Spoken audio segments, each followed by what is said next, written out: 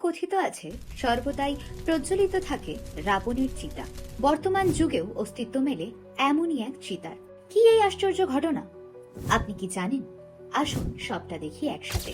তুর্কমেনিস্তানের দরওয়াজার কাছে রয়েছে একটি জ্বলন্ত প্রাকৃতিক গ্যাস ক্ষেত্রের গুহা।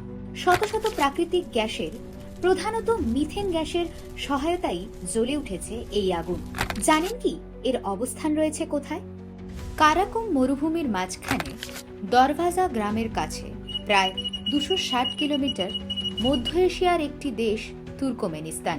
এর রাজধানী আশাকবাদের উত্তরে রয়েছে এই আশ্চর্যকর জিনিস। প্রায় 60 থেকে 70 মিটার ব্যাস এবং 30 মিটার গভীরতা রয়েছে এই গর্তের। তবে কি রয়েছে এই গর্ত গঠনের পিছনে? ইতিহাস স্থানীয় ভূতাত্ত্বিক দাবি করেন যে 1960-এর দশকে গর্তের পতন ঘটেছিল। বিষাক্ত গ্যাস নির্গমন রোধ করার জন্য এটি শুধুমাত্র 1980 সালে আগুন লাগানো হয়েছিল। তথ্য অনুযায়ী এই সাইটটি সোভিয়েত ইঞ্জিনিয়ারদের দ্বারা ড্রিল করা হয়েছিল 1971 সালে একটি তেল ক্ষেত্র হিসেবে।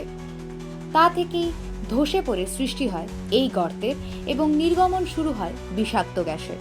তারা মনে করেছিলেন হয়তো এক সপ্তাহের মধ্যেই নিভে যাবে আগুন এবং বন্ধ হবে গ্যাসের নির্গমন, কিন্তু ঘটেনি কোনোটি।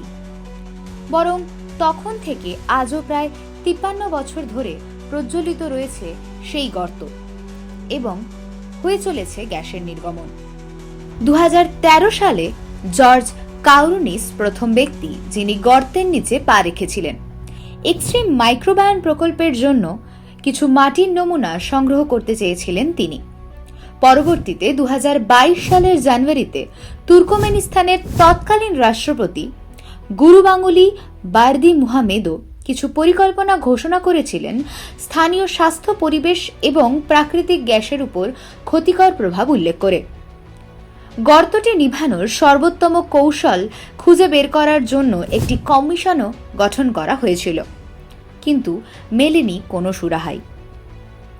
সুতরাং এই ঘটনা থেকে স্পষ্ট যে কিভাবে একটি মানবিক ত্রুটি আমাদের সমাজ এবং পরিবেশের জন্য একটি বিশাল বিপদ ডেকে আনতে পারে। ভালো লাগলে ভিডিওটি অবশ্যই লাইক, শেয়ার করুন এবং জানান আপনার মতামত। এরকম অজানা আরও তথ্যের খোঁজ পেতে ফলো করুন আমাদের পেজ।